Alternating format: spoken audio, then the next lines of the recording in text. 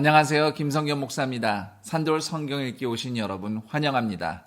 오늘은 출애굽기 14장에서 16장까지의 내용 살펴보도록 하겠습니다. 출애굽기 14장에는 바로 그 유명한 이스라엘이 홍해를 건너가는 기적 이야기가 실려 있습니다. 애굽을 빠져나온 이스라엘 백성이 바닷가, 그러니까 홍해 해변에 이르렀고 그새 마음이 바뀐 애굽 왕이 군대를 이끌고 이스라엘 백성을 추격하기 시작합니다. 하나님은 이스라엘 백성 눈앞에서 바다를 갈라서 길을 내시지요.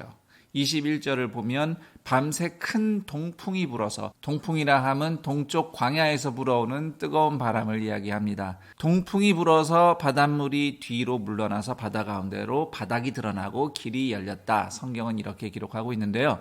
이스라엘 백성은 그 길로 바다를 건너가게 됩니다. 애국 군대는 이스라엘 뒤를 쫓아서 역시 바닥을 드러낸 바다로 진입을 하죠. 그러나 하나님은 바닷물을 다시 돌아오게 하셔서 애국 군대를 수장시키고 이스라엘은 무사히 바다를 건너 애굽의 손에서 완전히 벗어나게 됩니다. 이 이야기에서 중요한 것 몇 가지만 좀 짚어보겠습니다. 우선 4절에서 하나님이 애굽 왕의 마음을 다시 완악하게 하셨다는 대목인데요. 하나님은 애굽이 받을 심판을 결코 면하지 못하게 하시려고 바로의 마음을 완악하게 하셨다. 즉 악인은 반드시 심판하시겠다는 하나님의 의지를 확인할 수 있습니다. 그리고 11절에서 이스라엘은 눈앞에 어려움을 만나자 원망하는 모습을 보입니다. 차라리 애굽에 있는 것이 더 나았다. 이렇게까지 말을 하는데요. 지금까지 그 많은 하나님의 권능을 보고도 하나님을 믿지 못하고 원망하는 모습을 보이고 있습니다. 이후 하나님이 부르신 이스라엘 백성이 이런 모습을 자꾸 보여주게 됩니다. 그 다음 하나님은 이스라엘 뒤를 따라서 바다의 마른 바닥에 진입한 애국 군대를 불기둥과 구름기둥을 동원하셔서 그 길을 막으십니다. 이스라엘 백성에게는 하나님의 임재와 동행을 의미했던 구름기둥과 불기둥이 하나님의 원수들에게는 심판으로 다가옵니다. 그리고 네 번째로 이스라엘이 갈라진 바다를 건너서 출애굽을 한 사건의 의미는 이제 이스라엘 백성이 거듭났다. 하나님의 백성으로 정말 본격적으로 새로 태어났다는 것을 의미합니다. 그래서 신약성경의 고린도전서 10장 2절을 보면 바울이 거기서 이렇게 말을 하죠. 이스라엘이 모세에게 속하여 바다에서 세례를 받았다. 즉 이스라엘 백성으로 새로 태어났다. 이렇게 말을 하고 있는 것입니다. 그 다음 출애굽기 15장으로 가면 이스라엘을 구원하신 하나님을 찬양하는 노래가 등장하는데 모세의 노래 또는 바다의 노래로 알려져 있습니다.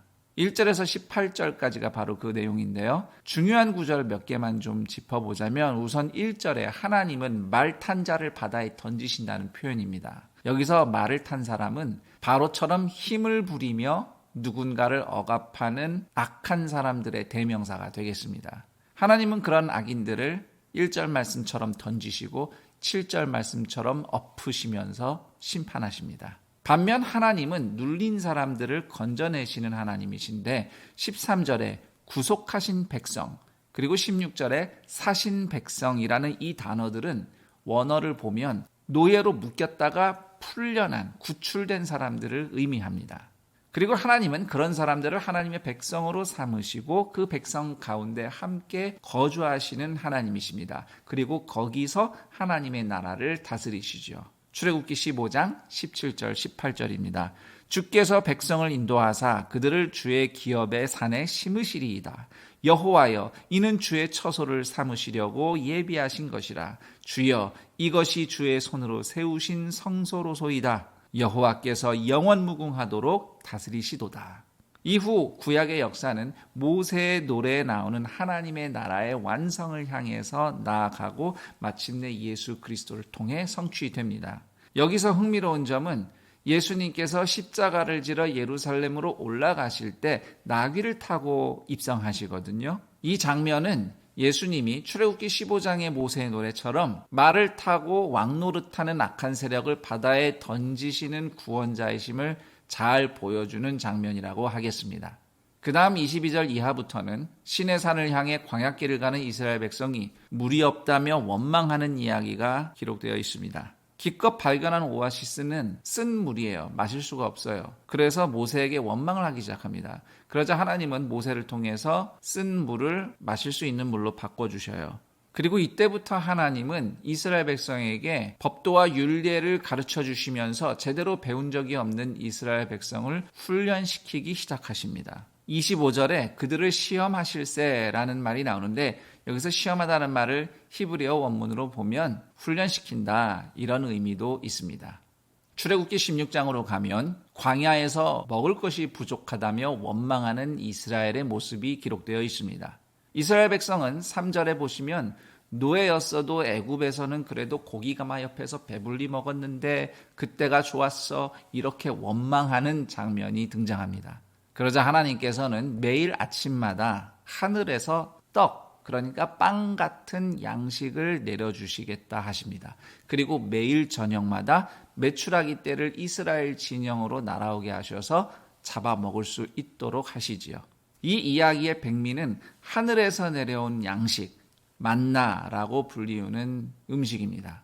만나라는 히브리어는 이게 도대체 뭐냐, 뭔지 모르겠는데 이게 뭐냐, 이런 의미가 담긴 단어예요. 14절에 보시면 광야 들판에 아침 이슬이 마르고 나면 거기에 뭔가 남습니다. 작고 둥글고 서리같이 가는 것이 남아있는데 이것을 거두어서 빵을 만들어 먹을 수 있었습니다. 그런데 하나님은 여기에 규칙을 정하십니다. 매일 아침 나가서 한 사람이 하루 3끼 먹을 만큼만 거두어 오라고 하셔요. 욕심 부리면 안 돼요. 그러면 만나가 썩어버릴 겁니다. 대신 안식일에는 쉬어야 되니까 그 전날 아침에는 이틀치를 거두어라고 합니다. 이때 한 사람이 거두는 양을 성경이 한 오멜이라고 규정하고 있는데 사실 오멜이 얼마나 되는지 정확하게는 알 수는 없어요.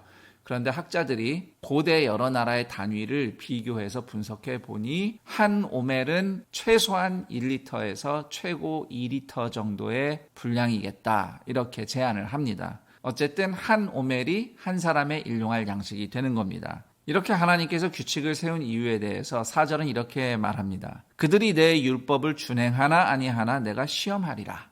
다시 말해서 하나님의 법도를 순종하며 사는 법을 가르쳐주겠다, 훈련시키겠다 이런 의미입니다. 참으로 하나님의 말씀대로 순종해야만 헛수고하지 않고 또 만나가 썩지 않고 건강하게 먹고 살 수 있습니다. 이런 맥락에서 나중에 신명기 8장 3절은 하나님이 만나를 주신 이유가 사람이 떡으로만 사는 것이 아니라 하나님의 말씀을 지킴으로써 살 수 있음을 가르쳐주기 위함이다. 이렇게 설명하고 있습니다. 그리고 만나에 대한 규칙은 욕심을 절제하고 일용할 양식에 자족하는 믿음이 하나님 나라 공동체에 중요하다는 것을 또한 보여주고 있습니다. 이와 같은 만나는 35절 말씀처럼 이스라엘 백성 광야 생활 40년 동안 계속 지속이 되고요. 또한 장차 하늘에서 내려오실 영생의 양식, 생명의 떡이신 예수님을 예표하는 양식이 되겠습니다. 여기까지 출애굽기 14장에서 16장 내용 살펴봤습니다. 그럼 전 여기서 인사드리고 내일 그 다음 내용과 함께 여러분 다시 찾아뵙겠습니다. 감사합니다.